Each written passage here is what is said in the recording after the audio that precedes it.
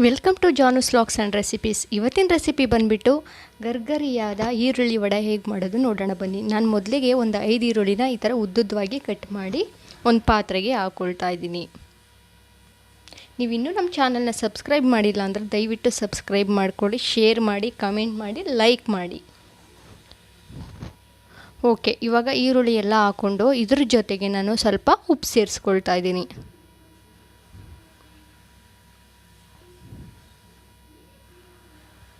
ನಾವಿವಾಗ ಒಂದು ಸ್ವಲ್ಪ ಉಪ್ಪು ಹಾಕ್ಕೊಂಡು ಚೆನ್ನಾಗಿ ಕಲಿಸ್ಕೋಬೇಕು. ಕೊನೆಗೆ ನಾವು ಎಲ್ಲ ಹಿಟ್ಟೆಲ್ಲ ಕಲಿಸ್ಮೇಲೆ ಆಮೇಲೆ ಬೇಕಾದರೆ ಇನ್ನೊಂದು ಸ್ವಲ್ಪ ರುಚಿ ನೋಡಿಕೊಂಡು ಉಪ್ಪು ಸೇರಿಸ್ಕೊಳ್ಳೋಣ. ಮೊದಲಿಗೆ ನಾವು ಜಾಸ್ತಿ ಉಪ್ಪು ಸೇರಿಸ್ಕೊಂಡ್ರೆ ಆಮೇಲೆ ಕಡಿಮೆ ಮಾಡಲಿಕ್ಕಾಗಲ್ಲ. ಓಕೆ, ಇವಾಗ ನಾನು ಈರುಳ್ಳಿ ಮತ್ತು ಉಪ್ಪನ್ನ ಚೆನ್ನಾಗಿ ಮಿಕ್ಸ್ ಮಾಡ್ಕೊಳ್ತಾ ಇದ್ದೀನಿ. ಇದ್ರ ಜೊತೆಗೆ ನಾನು 2 ಮೆಣಸಿನ್ಕಾಯಿ ಸೇರಿಸ್ಕೊಳ್ತಾ ಇದ್ದೀನಿ ಮತ್ತು ಸ್ವಲ್ಪ ಶುಂಠಿ ಜಜ್ಜಿ ಹಾಕ್ಕೊಳ್ತಾ ಇದ್ದೀನಿ. ಒಂದು 5 ಎಸ್ಳು ಬೆಳ್ಳುಳ್ಳಿನೂ ಕೂಡ ಜಜ್ಜಿ ಸೇರಿಸ್ಕೊಳ್ತಾ ಇದ್ದೀನಿ. ಓಕೆ, ಇದ್ರ ಜೊತೆಗೆ ಖಾರಕ್ಕೆ ಒಂದು ಅರ್ಧ ಸ್ಪೂನಷ್ಟು ಅಚ್ಚ ಖಾರದ ಪುಡಿ ಸೇರಿಸ್ಕೊಳ್ತಾ ಇದ್ದೀನಿ.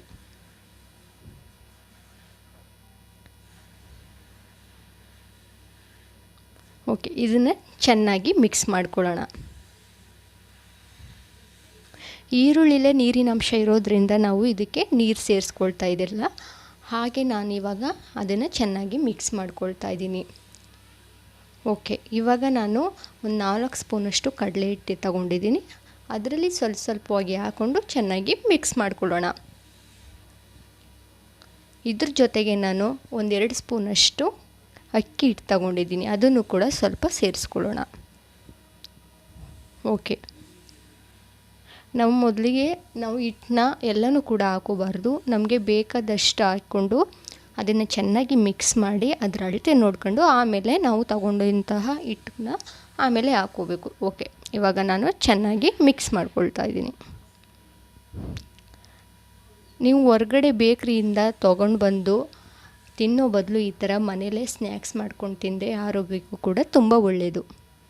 ಓಕೆ, ಇದ್ರ ಜೊತೆಗೆ ನಾನು ಸ್ವಲ್ಪ ಕೊತ್ತಂಬರಿ ಸೊಪ್ಪು ಕೂಡ ಹಾಕಿ ಚೆನ್ನಾಗಿ ಕಲಿಸ್ಕೊಳ್ತಾ ಇದ್ದೀನಿ.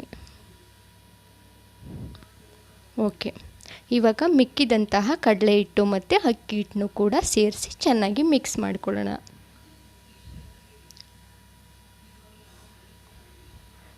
ಈರುಳ್ಳಿಗೆ ಹಿಟ್ಟು ಖಾರ ಎಲ್ಲ ಅಂಟ್ಕೋಬೇಕಲ್ವಾ.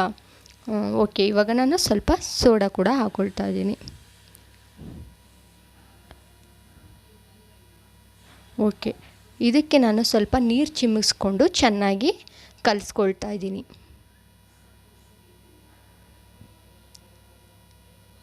ಕಡಲೆ ಹಿಟ್ಟು ಮತ್ತು ಅಕ್ಕಿ ಹಿಟ್ಟು ಮತ್ತು ಖಾರದ ಪುಡಿ ಬಂದುಬಿಟ್ಟು ಎಲ್ಲ ಚೆನ್ನಾಗಿ ಮಿಕ್ಸ್ ಮಾಡಿದ ನಂತರ ಈರುಳ್ಳಿಗೆ ನಾವು ಅದು ವಡೆ ಥರ ತಟ್ಟಿದ್ರೆ ಈರುಳ್ಳಿಗೆ ಅಂಟ್ಕೋಬೇಕು ಮಸಾಲೆ ಎಲ್ಲ. ಆ ಥರ ಚೆನ್ನಾಗಿ ಕಲಿಸ್ಕೊಳ್ಳಿ. ಆದಷ್ಟು ಜಾಸ್ತಿ ನೀರು ಬೇಡ, ಕಮ್ಮಿನೂ ಬೇಡ, ಆ ಥರ. ಓಕೆ, ಇವಾಗ ನಾನು ಈಗ ತಟ್ಟಿ ತೋರಿಸ್ತಾ ಇದ್ದೀನಿ ನೋಡಿ. ಈಗ ಪರ್ಫೆಕ್ಟ್ ಆಗಿದೆ.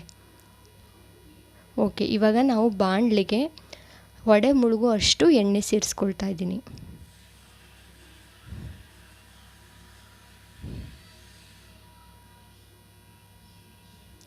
ಓಕೆ, ಇದು ಕಾದ ನಂತರ ನಾವು ಸ್ವಲ್ಪ ಹಿಟ್ಟನ್ನ ಬಿಡೋಣ. ಪರ್ಫೆಕ್ಟಾಗಿ ಇದು ಕಾದಿದೆ ಅಂತ ಗೊತ್ತಾಗಬೇಕಾದ್ರೆ ಸ್ವಲ್ಪ ಹಿಟ್ಟು ಬಿಟ್ಟು ನೋಡಿ. ಆವಾಗ ಅದು ಹಿಟ್ಟು ಬಂದುಬಿಟ್ಟು ಮೇಲ್ಗಡೆ ತೇಲ್ಕೊಂಡು ಬರುತ್ತೆ. ಆವಾಗ ಪರ್ಫೆಕ್ಟಾಗಿ ಎಣ್ಣೆ ಕಾದಿದೆ ಅಂತ ಅರ್ಥ. ಓಕೆ, ನಾನಿವಾಗ ತಟ್ಟಿ ಎತ್ತಿಟ್ಕೊಂಡಂತಹ ಕಡಲೆ ಹಿಟ್ಟು ಕೂಡ ನಾನು ಬಿಡ್ತಾ ಇದ್ದೀನಿ ನೋಡಿ. ಒಂದೊಂದಾಗಿ ವಡೆನ ಬಿಡೋಣ.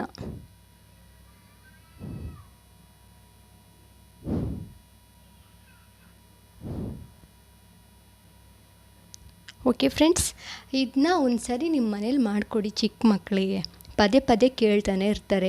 ಪಲಾವ್ ಮಾಡಿದಾಗ ನೆಂಚ್ಕೊಳಕ್ಕಾಗಲಿ, ಸಂಜೆ ಸ್ನ್ಯಾಕ್ಸ್ ಆಗಲಿ, ಈ ಥರ ಮಾಡಿಕೊಟ್ರೆ ಮಕ್ಕಳು ತುಂಬ ಖುಷಿ ಪಡ್ತಾರೆ.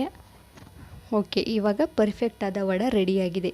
ನಿಮ್ಮ ಮನೇಲಿ ಮಾಡಿ ನೋಡಿ ಹೇಗೆ ಬಂತು ಅಂತ ಕಮೆಂಟ್ ಮೂಲಕ ತಿಳಿಸಿ. ಓಕೆ, ಇವಾಗ ಬೇಸಿಗೆ ರಜೆ ಅಂತೂ ಇದ್ದೇ ಇರುತ್ತೆ ಅಲ್ವಾ. ಆದಷ್ಟು ಮಕ್ಕಳು ಮನೇಲಿ ಇದ್ದೇ ಇರ್ತಾರೆ.